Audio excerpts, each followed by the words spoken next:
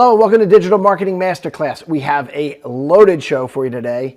I was recently published in VentureBeat for our article on the Metaverse. And what we wanted to do is talk through that article. And I thought the best way to do that was to invite our Senior Content Strategist, Roy Taji. Roy, welcome to the show.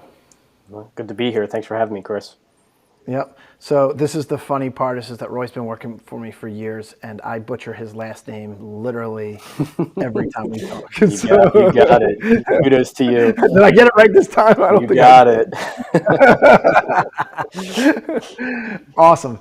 So here's the deal. I wrote this article for VentureBeat. A lot of the article that I wrote came from numerous conversations that Roy and I have had about the Metaverse, Web 3.0, how AI is going to either help the world or destroy the world. We're going to talk about a number of things, but stay tuned because there's a ton of thought put into this piece, and we would just kind of want to break through this stuff.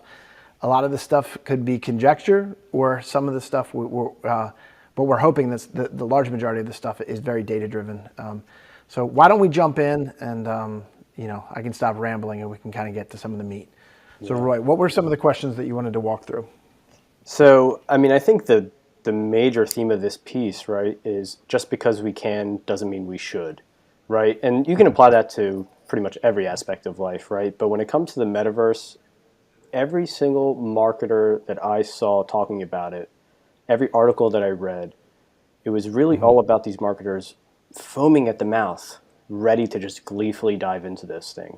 And we saw with social media how, these platforms that are centralized and being run by these tech oligarchs, how they're kind of siphoning our data and really making it tough for us to kind of feel like individuals. And the Metaverse is not going to be any different in a sense, right? Like we'd like to say, oh, the Metaverse will be decentralized, it'll be a force for good. But if we're sticking to reality here, it might go the same way as social media, and that causes a problem for people culturally, personally, and for marketers, right? So I saw a lot of articles that marketers were just like ready to gleefully dive into this without having the second thought of, hey, we saw this pattern with social media. Why are we going to repeat history, right? So that's what was really cool about your article, is that you're a marketer, you have decades of experience, and you're looking at this Metaverse thing. Now you might have these personal associations about the Metaverse and whether it's going to work or not. But what was really interesting is that you basically ended the article by saying, we as marketers have to stand in the gap and be like, hey, we know that this isn't going to be decentralized, but how can we make it as, hopeful as possible? How do we use marketing for good in something like this, which seems so dystopian in a sense? Well, I think that the Metaverse could. I say could. I've speculated. I can't confirm it's going to work. I think that there's a couple other people like Scott Galloway who are basically crapping all over it. But I do believe that it's very possible that the version that they're dreaming of right now might not be the one that works. But I do believe that we're going to get there. We're ultimately going to get there. I think it's just the way technology is going. The more we can connect our minds faster, more seamlessly, more integrated. That's the way technology is going. I think it'll be good for marketers and good for business, but I'm not so sure it's good for mankind. Right. And that's sort of why I wrote the article, looking on both sides of, looking at it from two perspectives. I have young kids and I'm just scared of the world that they might grow up in, knowing that it's very possible that we're going to create a synthetic world that might be better than this one. And I don't say that like, how do I describe it? You don't say it with any joy, right? I don't say it with any joy, and I can't 100% mean that. Right. Meaning, you know what I mean? Like, I'm not saying it's better than this one. I'm saying that my kids want everything they want when they want it.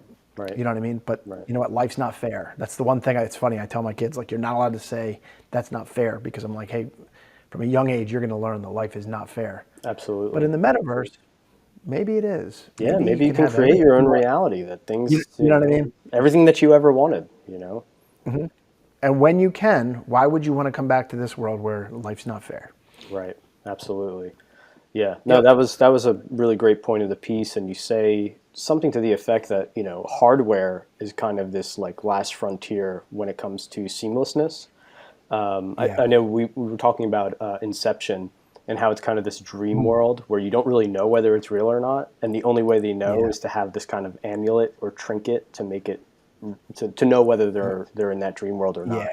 not. Yep. I mean, you talk about hardware and you talk about Yep. how the gateway drug to this metaverse and to seamlessness in a kind of virtual reality experience is AR. So can you kind of unpack that a little bit? Yeah, and I'm hoping I'm not getting to one of your other questions first, but I think that one of the things you have to realize is that it will not work if the metaverse is nothing today and here tomorrow. And so what's going to happen here is we're going to have to use what we call the boiling frog analogy. Right. And the boiling frog analogy essentially means it's very difficult to boil a frog. Right. If you get a frog and you put him in a frying pan, or not frying pan, but basically, you put him in a pot with boiling water. As soon as he gets in, he's going to jump right out. Right. Yeah.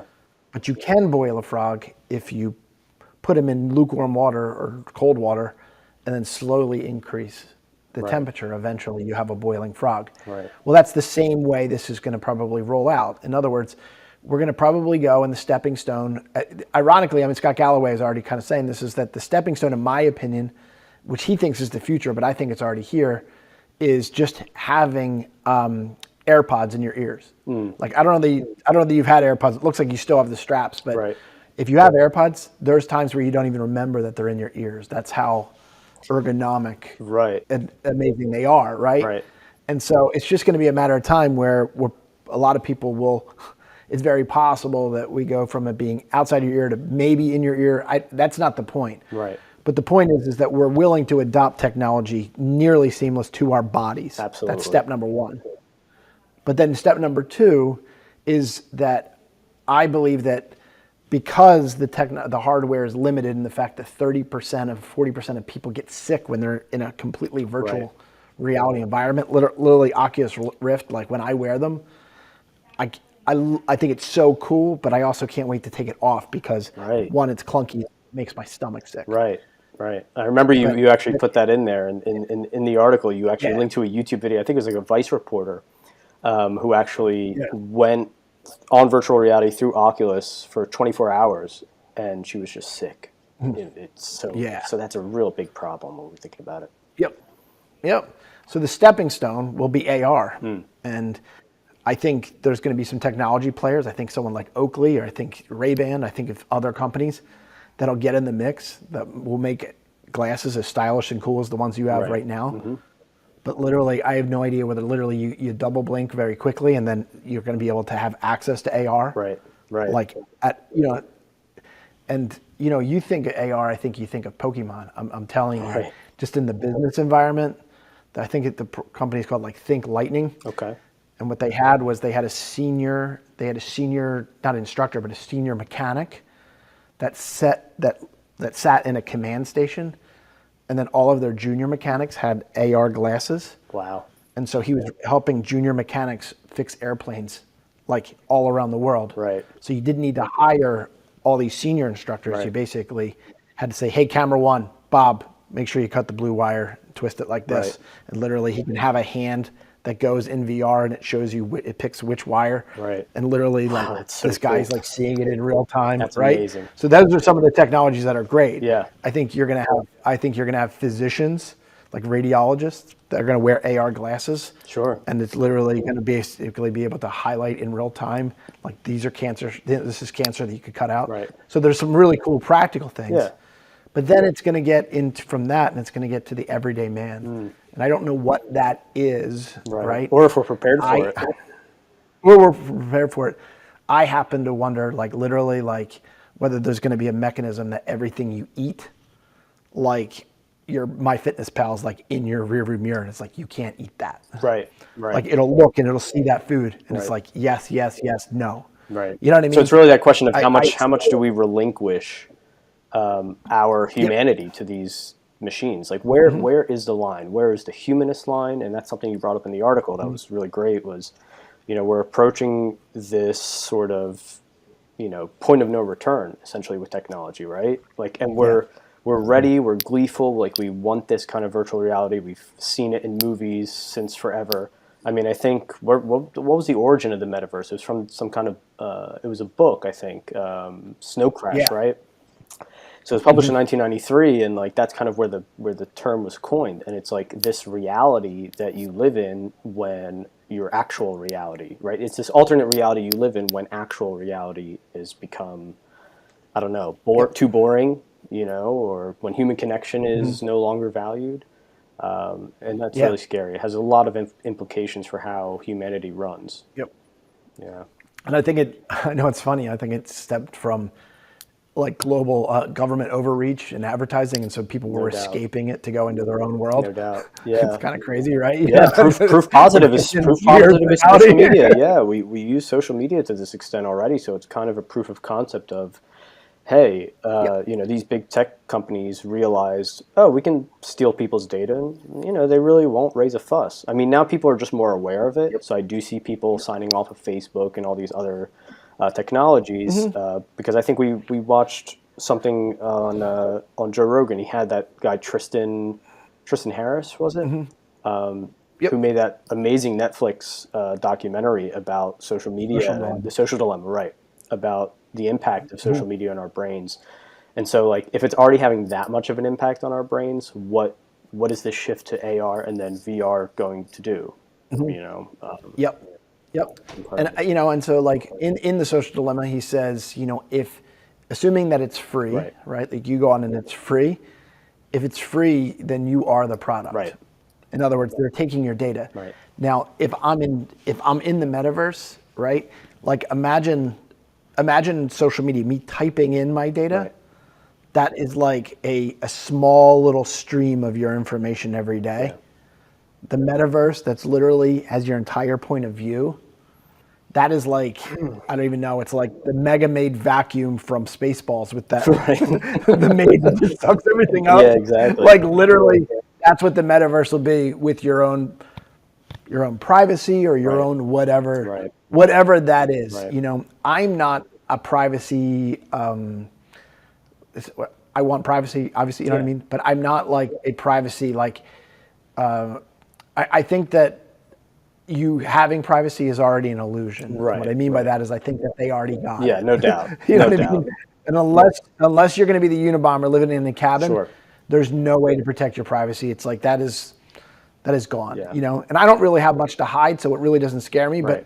But in the wrong hands with the wrong government at the wrong time, I can see where that's a major problem. Absolutely. You know what I mean? Absolutely. Yeah. But I was getting somewhere. I was just saying that, like the reason why I believe that they love the metaverse is they're going to be able to collect more data on you than ever. Oh, for sure. For sure. Yeah. Yeah. And that's a really big problem. And I mean, there are decentralized applications and decentralized projects out there now that are looking for ways so that the user can monetize the experience instead of them siphoning off your data and monetizing you. Like you said, we are the product. So Yep. people are always like shocked Yep. when they realize how much data is being siphoned from us, and they don't realize that Yeah. if you're signing up for Facebook for free, you're the product, right? There's a business model somewhere. It's advertising, and Yeah. and that advertising is being fed from your data. So Yep. Yep. And it's one of those things where they're kind of talking about the solution will be this Web 3.0, Correct. where it's not like the big conglomerates and the big companies get to own everything. Right. I don't buy that for a second. I don't think Scott Galloway No buys that doubt. for a second. Essentially, those platforms are built by multi-trillion-dollar companies, the same companies that you think are Big Brother, Microsoft, Facebook, all these other companies. Like they're not building that so that you can have free reign and cut Right. them out of the They're loop. going to need You know what I they're going to mean? get their cut one way or the other. Exactly. Right. And that's Yep. tough. I think the best version of what we kind of call the Web 3.0 environment is what Scott Galloway was saying about the App Store. Right. You know what I mean? Like it is an open marketplace, and the large benefactor is the app creators themselves. You know what I mean? But Apple does get their cut. Yeah.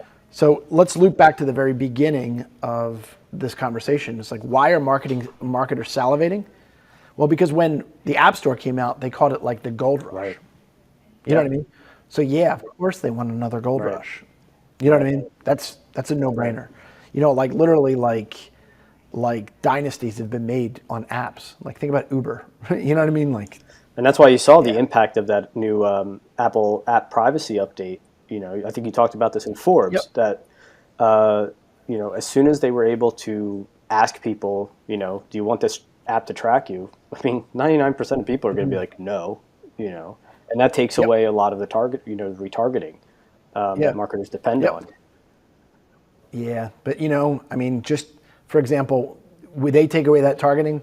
But now what we're doing is we're using programmatic Yeah, advertising that use device ID and not patient ID, but two different other ID sources. right. That's the next So wave. they're going to survive in a cookieless world.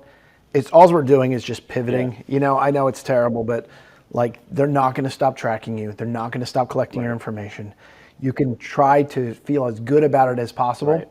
Here's why I think that Apple's full of crap. is that for, Apple's like privacy, privacy, privacy, and we're going to do all these things. We're going to create this scary message that says, "Do you want to be Right. tracked?" Everybody in the right mind says Sure. no. But then when you go to the App Store, the pop-up button is worded completely differently for Apple because they want to monetize and they say, "Hey, would you like apps that are they're personalized for your own experience?" Like, Yeah, yeah, sure. right? You know Yeah, what I yeah, mean? And so I I have Apple, like literally everything I have is yeah. Apple. Same. All right? But they are so full of Yeah, crap. yeah. They're an integrated system, and they're talking about Tesla being kind of also an integrated system where you're always going to just need Tesla parts, Tesla this, Tesla that, and Apple really dominated that market or that concept of a market Yeah. to Yep. great fruition. I mean, really. Yep. So I wanted to really talk about and switch gears here to kind of sort of macro trends that are happening in the world economy, the Great Resignation, and things about UBI, right? So I think you talked a little bit Sure. about that in the article where Yep. there was an Atlantic piece that Yep. you referenced that was talking about how much Americans in particular derive their value from work, right? This concept of workism. And in a world that's increasingly hostile, in a world that's increasingly not interesting, is that setting people up? And in an environment where robots might take over a lot of and automate a lot of these processes, is that going to be a big factor, a big jumping in factor to the metaverse? Are people going to just essentially say, hey, I don't have a job. I don't have any value because I don't have a job. Where do I find my value? Oh, let me create my own world in the metaverse. Yep. You know? Yeah, it's a perfect storm of crap coming, and what I mean by that is that one of the things that I have a friend, his name's Chad DeBolt, and he says this thing that's pretty funny is he says that the AI, this is a broad sweeping Right. statement, but AI will probably eliminate jobs, Right. but they probably won't eliminate careers. Correct. They could. Correct. You know Right. what I mean? And so a lot of the things, this is my argument with the way society sort of run is that they treat working at McDonald's like it's a career. And I think it was always meant to be a No job. I think doubt. it was supposed to be a No stepping doubt. stone. You know what I mean? It will eliminate those type of jobs. And I'm literally talking about for everything from hamburger flippers to, using AI technology. I mean, it's going to whack my analytics industry. It's going to whack my paid advertising industry. It's going to whack a bunch of that stuff. So those are absolutely Yes. careers. But where I feel like the everyday man is going to get whacked is that AI will definitely eliminate the jobs quicker than it'll eliminate the, you know Yeah. what I mean? Then it'll eliminate jobs will be is a no-brainer. It'll take away the large majority of Right. jobs, and then I also think it'll take a big bite out of careers. That's where Chad and I disagree a Right. bit, Right. but he's more right Yeah. than wrong. But so that means that you have basically people that don't have a job, and if they don't have a job, we're kind of saying they don't have value. I'm not saying they don't have value. I'm saying they don't Right. feel They don't get that valued. in return. I think exactly. I think as much as it feels like you go to a job and you're just crunching or doing numbers or whatever Right. that is, you still get paid for that. You still get a boss that, if they're doing it right, is appreciating Right. your work. You're still contributing. When all that stuff's gone, it's sort of you're just on your own. I mean, you're talking about we were on our own with Right. COVID, and the suicide numbers were through the Absolutely. roof. Yeah, it's crazy. You know Yeah. what I mean? And that's a scary place to Right. be. I also get scared that where you find your value from. I'm a little bit more faith-based, so I Right. really feel like I'm hoping that stays as the glue of your heart. But one of the things that I get scared of is that there's a jadedness that's going to come from the multiverse. So you and I were joking around about the video game Right. Contra. So we grew up playing this video game Contra, and it's a cheat code, and you could have basically unlimited Right. lives. And you played very differently when you had unlimited lives versus when you only had three Absolutely. lives. And so what's going to happen here is the metaverse, like if you can't lose, I think it's just a matter of time before you get jaded about what is real and what is not, and the value that you get from things when you can't lose. Right. It's just not going to be there for you. And I do think that it's going to be incredibly seamless. I think it's going to be incredibly fun at first. It's going to have all that stuff, and I think that the people without jobs are going to come to it in Right. droves. And a scary world is a world where those people are just glued to the matrix, Yeah. right? Yeah. We talked about that And proof of concept it's fun. with like World of Warcraft and other kind of role player games Yep. where people are literally, there's that South Park episode where they're all just like they're like playing World of Warcraft and like haven't gone upstairs. They have they can't go to the bathroom. They're wearing Yeah. diapers. I mean, and it's really scary. You would think Yep. that we as human beings have these millions and millions of years of evolution, and now we have this little 20-year span where our evolution is going to be kind of pushed into hyperdrive, and are our Yep. bodies and our minds ready for the reality of that? And I think that's why we have to really think about things like faith, things like institutions. We see, especially during COVID, all of our trust in institutions has been crumbling. And so where does that lead you? Where do you find a solution? Where do you find value? Mhm. Where do you find meaning? Yep. And if people aren't willing to go back to more traditional modes of meaning, which Mhm. or religion or traditional values, where are they going to find it? And Yep. you can find it in the metaverse, unfortunately, or fortunately. For some people, it'll be really good, but I think for the vast majority of the Mhm. culture, by the time you have Yep. only a little bit of resistance to it, you're kind of caught. You know. Yeah. Yep. I think that one of the challenges you're going to have, though, is that, well, let me continue on the Yeah. World of Warcraft thing. So I'm trying to think of the article that I read that was talking about the large majority of Americans I'm just going to say between ages 18 and 34 that were basically getting a check from the government. They weren't working. They were getting a check from the government just enough to keep the internet on, Sure. right, and to eat. And they were spending like, you think of Fortnite, you think of World of Warcraft. These people are playing this game for like, out of a 24-hour day, they're playing for like 18 Right. hours a day. Right. You know what I mean? Now that's just a game, right? But if the metaverse is so seamless, you could have people that only break to eat. Yeah. Yeah. You know what I mean? And that's very possible if it's as seamless as they dream it No doubt. eventually No will doubt. be. And so you're gonna bring kids into this world, and then they're gonna be glued to a machine, and what will you know about them? Right. Because let's say hypothetically Right. you're my kid. You spent it would be like you going to France, never talking to me.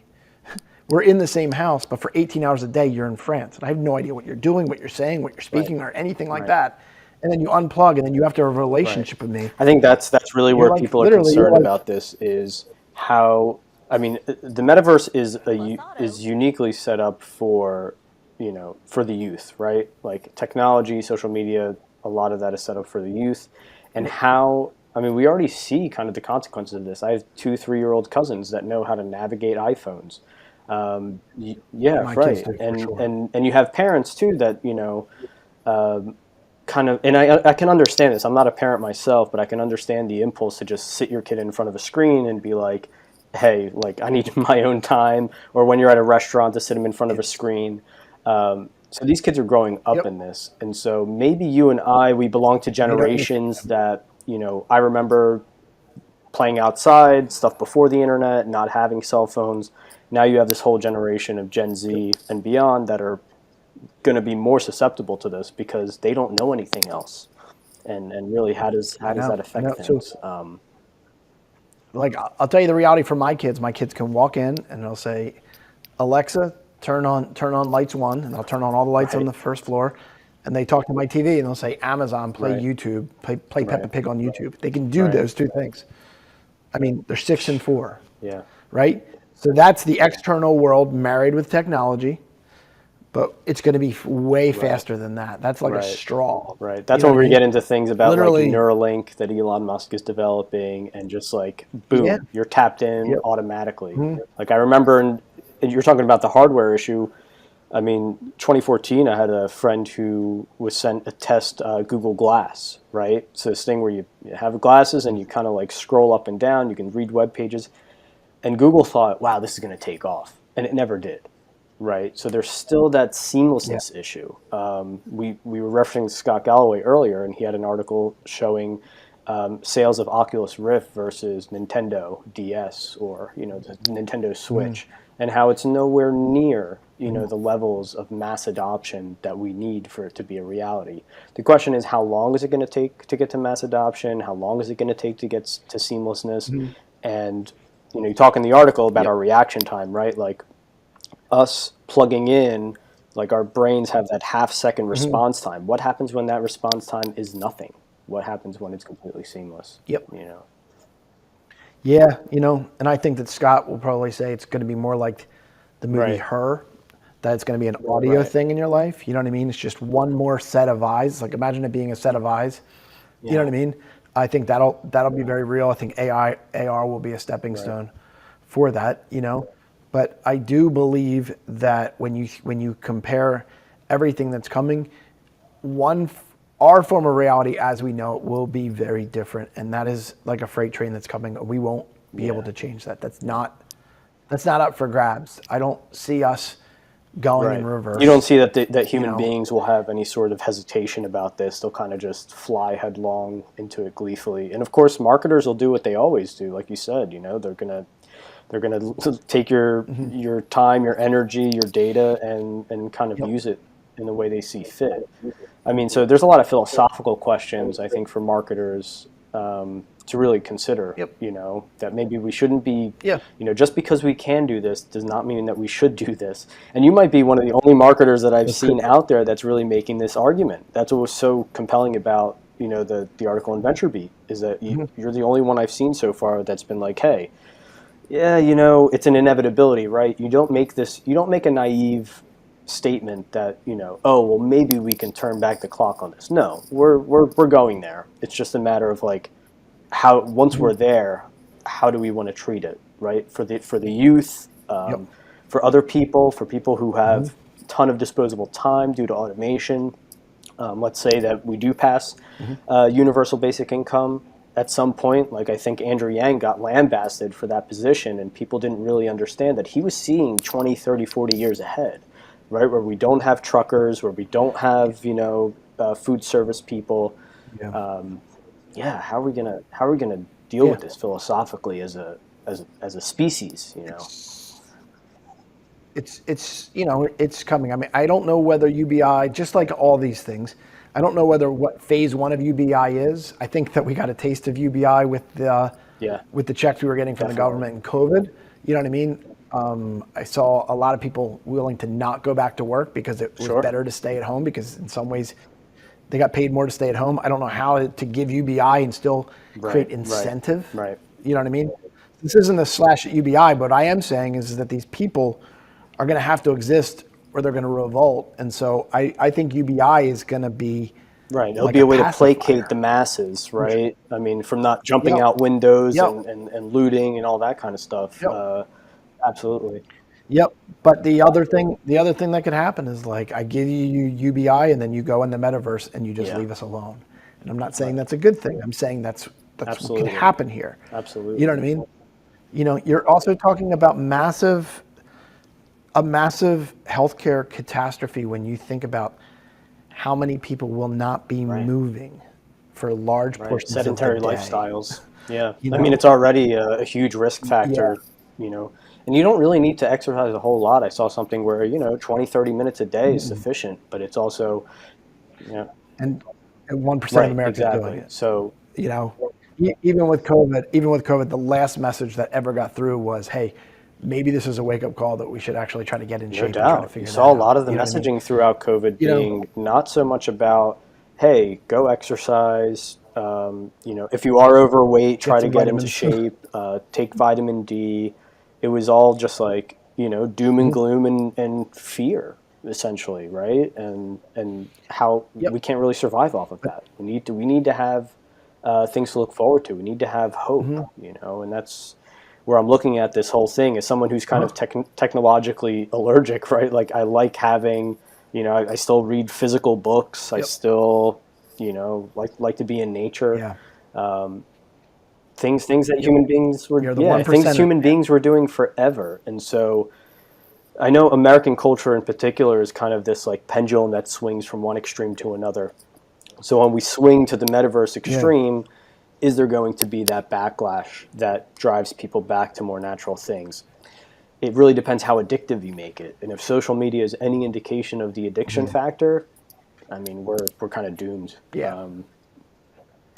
Yeah, I think you have that, and I also think that we're AI feels like AI because we have Right. handheld technologies. To get to the power that do the things that they're going to need to do, it's eventually going to have to be integrated Right. in your body, and they're going to create some incentive that makes it so much greater that the people that have it have such an advantage that it would be a no-brainer.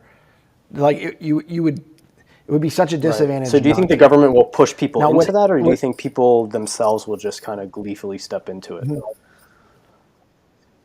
I think we're gonna they'll Yeah. find some way. I think it'll probably be some sort of Right. aesthetics, or maybe a very big health benefit that I know. Imagine this thing that could regulate your metabolism, your heart, by Yeah. integrating it into you, right? And then all of a sudden, you can just continue to eat hamburgers and French fries all day and Wow. still stay thin. I don't keep in mind that some. But my point is that it'll be some sort of thing that, like, that would be like, okay, so I just put this in my body and I'm pretty for life, or I don't age, or I Right. don't whatever that, you know what I mean? Like, I bet you it's the vanity, whatever the Yeah. vanity thing is That'll be will the probably argument. beat us there. But let's not also think that Sure. it's seconds. And let me talk to you about something. Seconds. The difference between the iPhone 13 and the iPhone 7 Right. is seconds. Meaning the i13 is still a box that is just a mini computer, and so is the 7. But you need the 13 because it's a little bit better camera, but it's faster. So we're going to spend thousands of dollars every single year for just a Right. couple seconds faster and Right. a couple seconds faster. Well, what happens if I can search Google because it's Right. in my head or something Right. just It's like very that? appealing. All right. So if it's in your head, switching on the metaverse because it's already implanted will just be Right. that much Right. faster. No, Do you know absolutely. what I mean? But again, it'll be boiling frog. I don't know whether it's going to be an ID chip Right. that you put in your kids so that they Right. can't be kidnapped or lost. I know that sounds really crazy, Sure. but I would. Man, I'm hoping that this doesn't get in the wrong hands. I would chip my kid if I knew that I could track them Right. wherever they could go when Right. they're little toddlers, so Right. that they don't get kidnapped. I mean, I put it in my dog, not my Right. dog, but I put it in my Yeah. Yeah. pets, Yeah. So. right? Like that would be a peace of mind thing if I knew it did Right. that and nothing else. Yeah. You know what I mean? But I do think that over time we will just we'll find an excuse to put this Yeah. crap in our Yeah. bodies. And I just wonder where the resistance point And is, then if there is one, right? it'll be a You slippery know. slope. It'll be a Yeah, slippery yeah, slope but from there. I'm glad that You know what I mean? they use the boiling frog analogy, because it's true, and we see with the statistics about Oculus Rift and other kinds of technology, where people are getting sick from it and everything.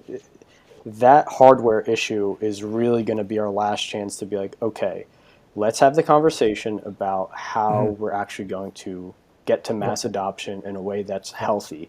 And if it's not, if we're subverting millions of years of human evolution, right? Like they're already having studies come out, and there'll be even more of them in the next 10, 20 years about how blue light affects our eyes, right? And if you don't have a red screen filter, if you Yep. don't have red screen glasses, how is that going to affect people's cognitive abilities, years later? We're living longer, we're living, You don't know. healthier lives, we're living in an environment where delayed gratification, you don't need to delay anything. It's going to be all instant. And so, again, it sounds really cool to be able to have Google and tap something in your brain and be like, or just imagine, hey Google, search XYZ restaurant, and it just comes up in front of you as a hologram or something like that. That is so compelling, Yeah. even for someone like me. I'm like, no, that would be really cool. That would be really easy. Yep. But just how far do we go into it? Until we're uploading our consciousnesses Yeah. to the to the metaverse, right? Yep. Yep. I don't believe that we're motivated to have a pink helicopter like Britney Spears. I think what we're motivated by is convenience and painlessness. No doubt. No, you know what I mean? Take one drop of pain away. Right. Take one drop of pain away. I mean, Uber makes more money off of delivering food than they do moving passengers. I didn't know that. Wow. Yes. Wow. Yes. They're more of a food delivery company now than Right. a transportation company. Because we couldn't have the agony of getting in the car. Yeah, you're seeing that with Giant. You're seeing that with a lot of big grocery stores where everything you just order it online. Now, personally, I like going to the grocery store because I like to pick out exactly what I want. I don't trust someone else to go and like pick things for me. Yeah. But I can see the appeal. I do. They deliver it to my house. They've done it for years. I do less impulse buying. True. You know what I mean? Yeah, that keeps you stuck to your grocery list, right? So that way you're not getting anything superfluous. Yep. That's amazing. But I mean, it's just a matter of time before like I'm going to be able to see things with my glasses, my AR glasses, and it's going to say, "Oh, there's an apple," and it's like, "By the way, you only have 3 apples in your fridge. Do you think you want to order more apples?" Yeah. Like why not? Why not? Or at least add it to my shopping cart for later on when I want to pay for it. It will be the physical needs and the technology to adapt to it will be so seamless that it'll be like the speed of thought type stuff. No doubt. And it's funny because we see these kind of like huge leaps in technology and futurism in shows like Black Mirror. And when we watch Black Mirror, some of the shows are like really horrifying, right? And so we have this kind of resistance, but it's like this. I think this kind of like watching a car crash, but you can't take your eyes away, right? I know. It's like weird. It's like the Black Mirror is cautionary tales, right? They're exaggerated on purpose, but it's like literally like saying, I know this sounds very weird, but like it's like saying, get on the Titanic. You know you're going to hit an iceberg, but the ride is worth it. And just like then where do we end up after that, right? I mean? So after the ride that's worth it, where do we end up? Because I don't think as individuals that we're going to know that we're in freezing cold water because everyone else will be there too.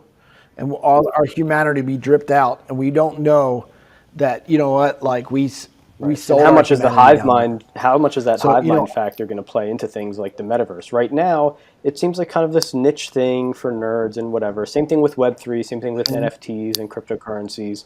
But when do we get to that point where it's like, if you have a kid today and you want to limit their time on social media because you see the statistics about teenagers and soaring suicide rates and soaring body image issues, like how are you able to then do that? How are you able to put the brakes on that when all the other kids have it, right? I know that's going to be the thing. I mean, like my daughter uses her grandmothers are basically, my mother-in-law's iPhone, her old iPhone, and she calls it my phone because she's dying to have a phone because the big kids have one. And pretty soon that's going to go from Evie, no, we don't do that, to like mom and dad, everyone else has one. And I hate and what happens when you take it away? I mean, I've seen kids that are 10 12 years old, you take it away. That's the number one punishment. It's a huge punishment. Take away your technology. It's the number one punishment in America. It's like, I'm going to take away your phone. Right? Think about that. Think about like you and I. Like it was like I had punishments that were like, you're not going out for a week, so you couldn't be with your friends. Right? Now they're like, we're just going to take away your phone. And what does that say about how we're raising kids today to basically just expect these things? I mean, I've seen kids getting their throwing temper tantrums when their technology gets taken away, and that speaks to what Tristan Harris was talking about, where their entire job in Silicon Valley is to get you addicted to this stuff. Like it's not like a secret anymore. And so how do we give children, and thereby the next generation, thereby ourselves, alternatives to things like the metaverse, how do we make our real life, which seems kind of like in chaos right now with everything that's going on in the world, how do we make people believe in a future that, hey, you actually can put away the phone for a little bit, like it's going to be okay. I just saw a study that, if you were off of social media or off technology for 1 week, your brain mechanisms dramatically improve, your anxiety decreases, your depression decreases. So it's really about how do we where's going to be the alternative universe if we're going to trash this earthly realm that we're in. The real next step is just putting people in the metaverse, but then how good is that, right? So Yeah, it's crazy. Because I had two hot button issues, and I was stuck in the Facebook and YouTube right.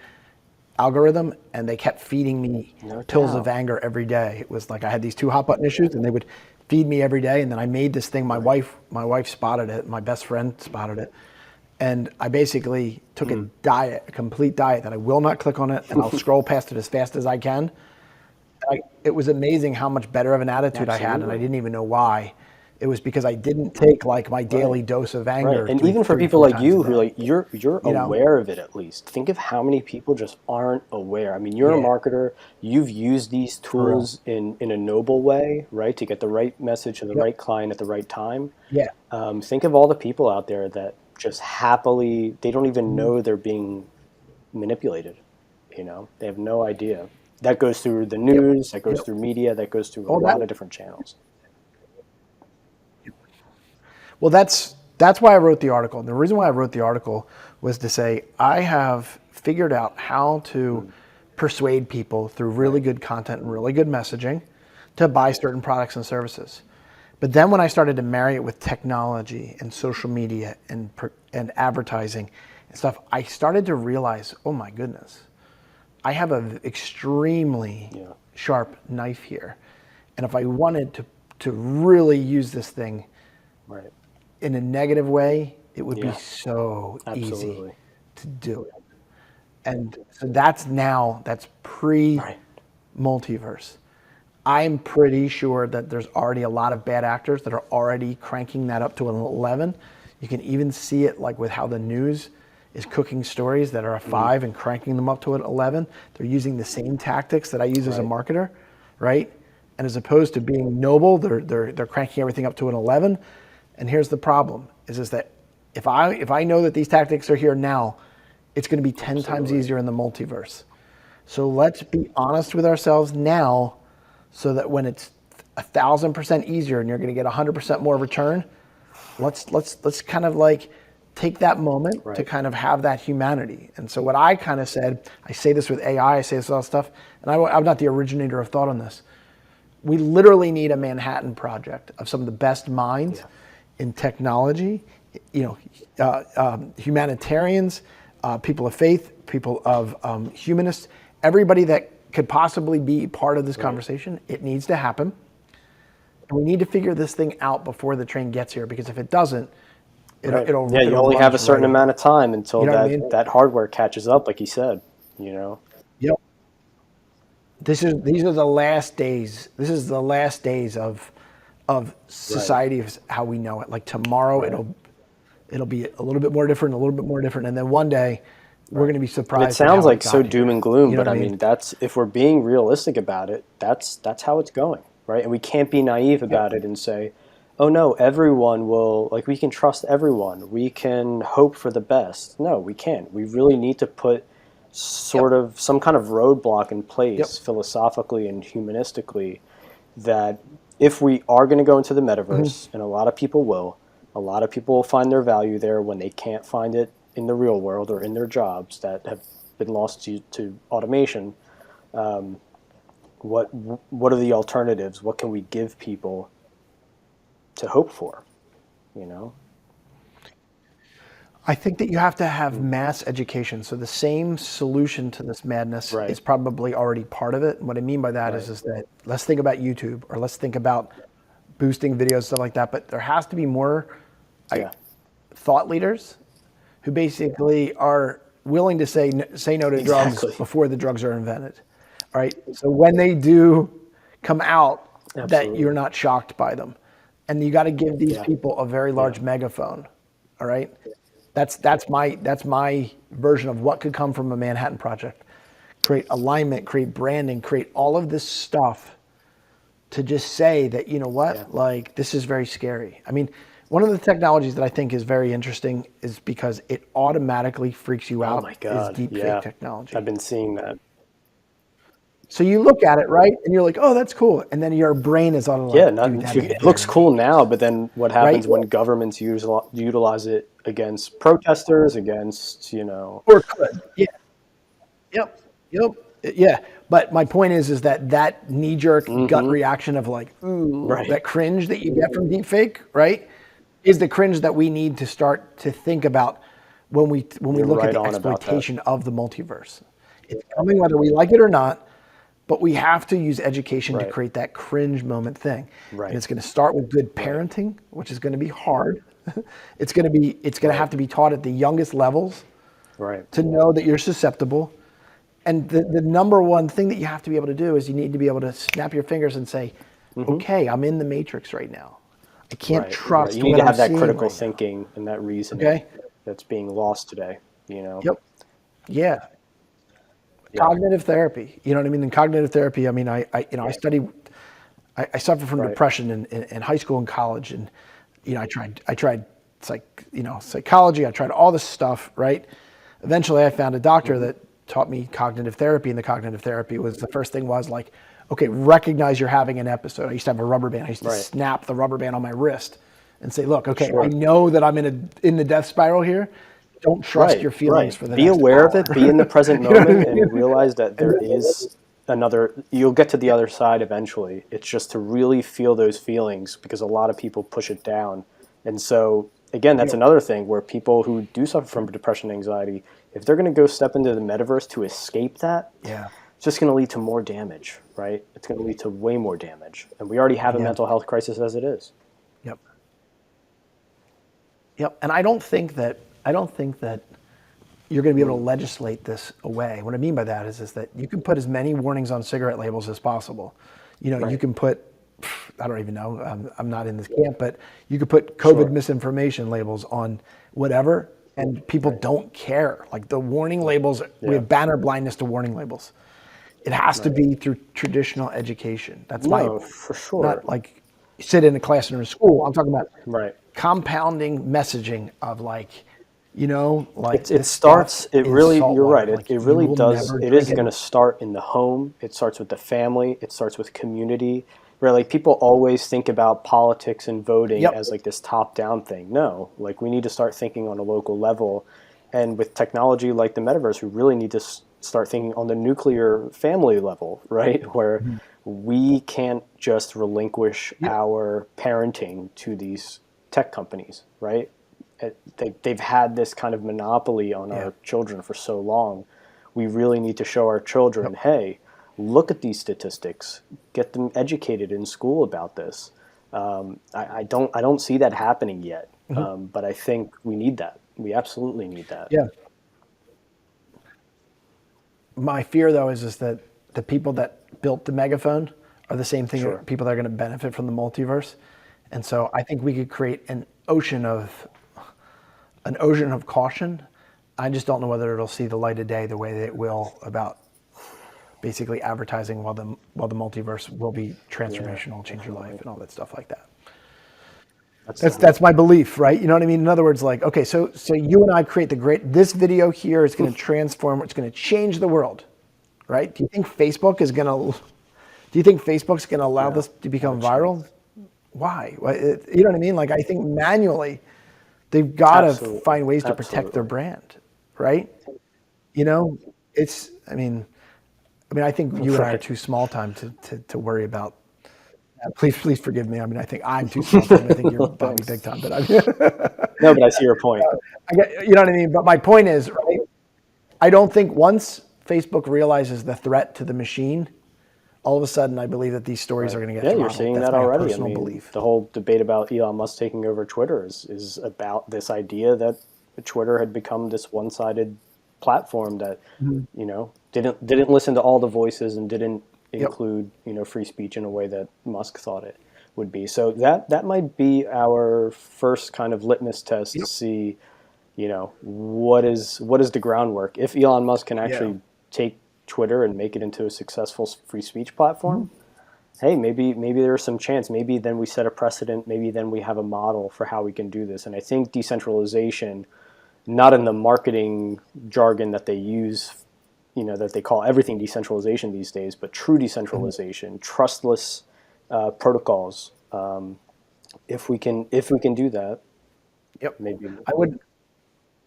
I No, wouldn't want that definitely job in not. a Definitely not. million He's years. he's just cuckoo enough and just Because like on, he's such a visionary. I feel like if there is anyone who yeah, can save Twitter from itself, it could be Elon Musk. Um, it's tough. it could be. I mean, I think that the Right. alternative could also Right. be the Wild West. You know, I mean, I Yeah. have a Tesla. I'm an Elon guy, but I also think that I don't know. I think it has a better chance of becoming the Wild West Yeah. than some guardian of truth that Right. that And I think only that's has the point, narrow right? It's borders. You know what I mean? we're relinquishing I we're absolutely don't. relinquishing Yeah. our critical thinking. We're relinquishing our feelings to this kind of hive mind idea. And that's why when people were freaking out about Elon Musk taking over Twitter, I said, well, when did we lose the responsibility for our own actions and thoughts and feelings? If you don't like something, that's great. Don't Yep. look at it.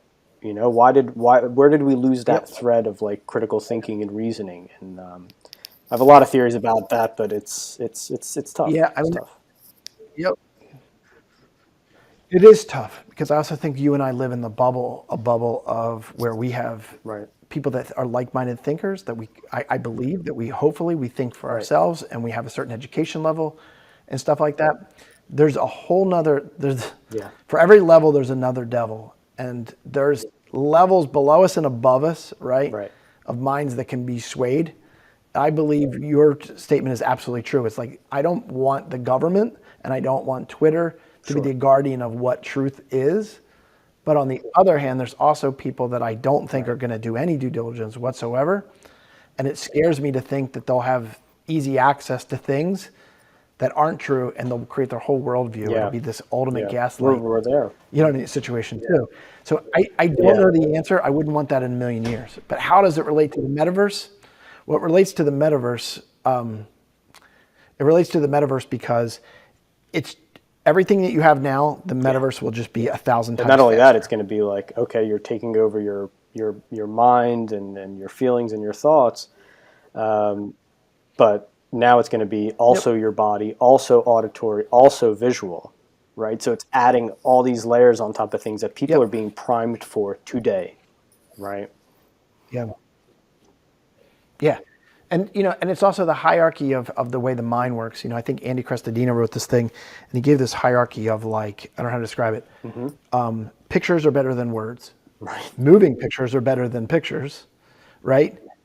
An immersive experience is going to be Absolutely. better than everything else below it, right? We haven't even gotten to the top of the hierarchy yet.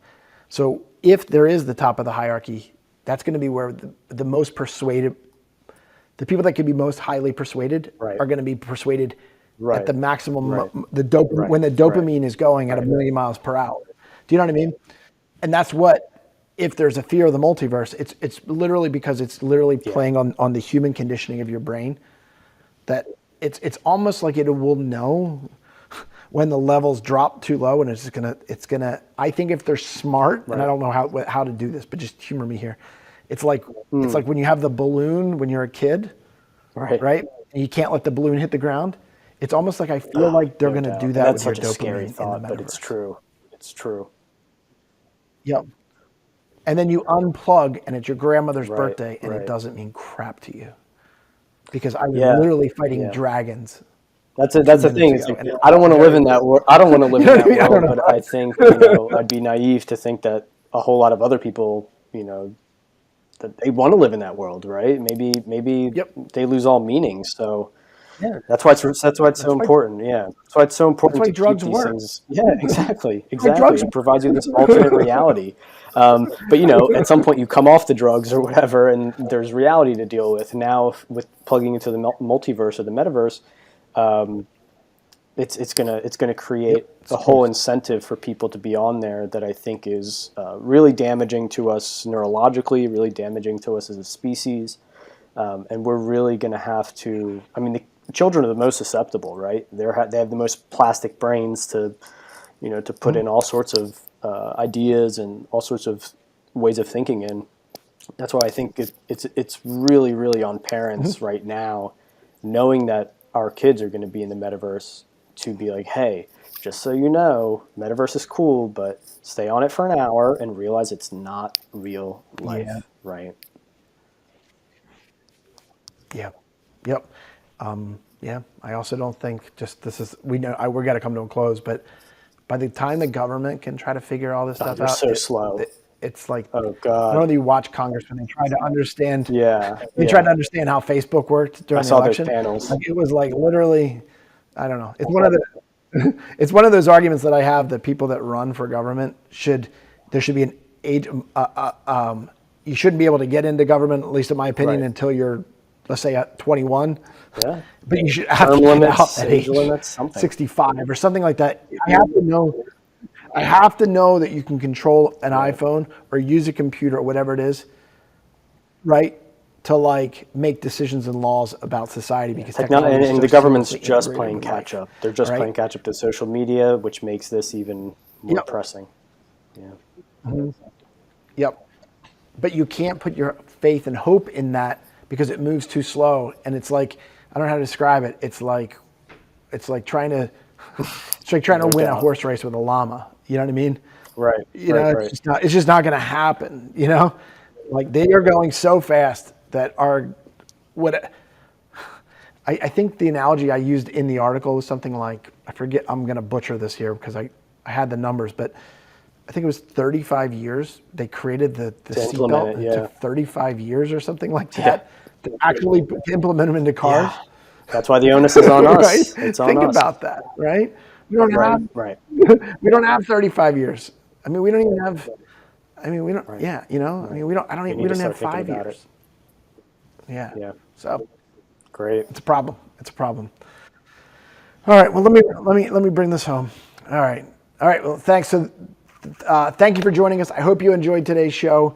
If you have any questions about the metaverse or any of our thoughts, and you'd like to contribute or anything like that, please leave the comments below. You can also email us at info@fairtech.com.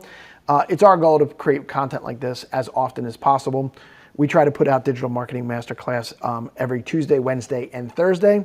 Sometimes I'm doing personal lessons. Other times I'm bringing in amazing thought leaders like Roy to kind of facilitate the conversation. And then on Thursdays, I usually work with thought leaders in the digital marketing space, commonly authors and other people that have built agencies and are basically changing the way we communicate. So I hope you enjoyed today's show. Please check back with us often. We're putting out a new Facebook community called the CMO Marketing Roundtable. Check that out. That's just a community where other CMOs can come and kind of share ideas, maybe share podcast requests, et cetera, et cetera. And then finally, we have something called our Fairtech Unique Process, which essentially is the entire marketing approach that we've built over the last 21 years. We put it all on one page. We put it in video format, text format. That's our gift to you. If you have any questions implementing that, please reach out. And also click on the notification and subscribe. And